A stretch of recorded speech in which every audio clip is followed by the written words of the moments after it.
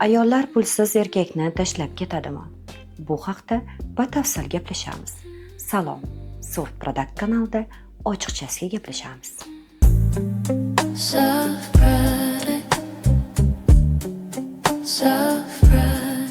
Keling savolni boshqacha berib ko'raylik. Qanday erkaklarni ayollar tashlab ketadi? Bu hayotda o'z o'rnini topishga harakat qilmaydigan, qaror qabul qilishdan qo'rqadigan hamda mas'uliyatdan qochadigan erkaklar bo'ladi. Chunki ayollar uchun muhimi pul emas, u ertangi kunga ishonchdir. Ayol erkakdan millioner bo'lishni talab qilmasligi mumkin. Qimmatbaho narsalar hamda pul talab qilmasligi mumkin.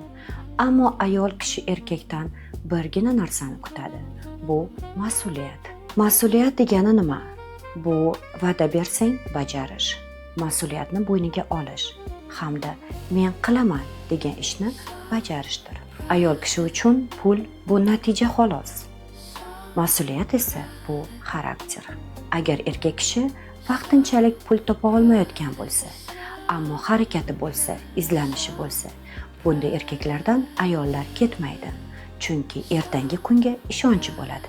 Agarda erkak kishini imkoniyati bo'la turib harakat qilmasa, o'z mas'uliyatini boshqalarga yuklasa, ko'pincha bahonalar topsa, bunday erkaklardan kun kelib ayol charchaydi va uni tashlab ketadi. Shuning uchun ham ayol kishi pulsiz erkakni emas, balki mas'uliyatsiz erkakni tashlab ketadi degan gap to'g'riroqdir.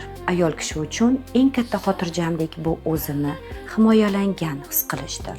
Ayol kishining yonida pulsiz, ammo o'ziga hamda kelajagiga ishongan yigit bilan yashash uning uchun eng katta baxtdir. Chunki ayollar boylikka emas, ishonchga muhtoj. Pulga emas, tayanchga muhtojdir. Xayr, Soft bilan salomat bo'ling. Soft product, soft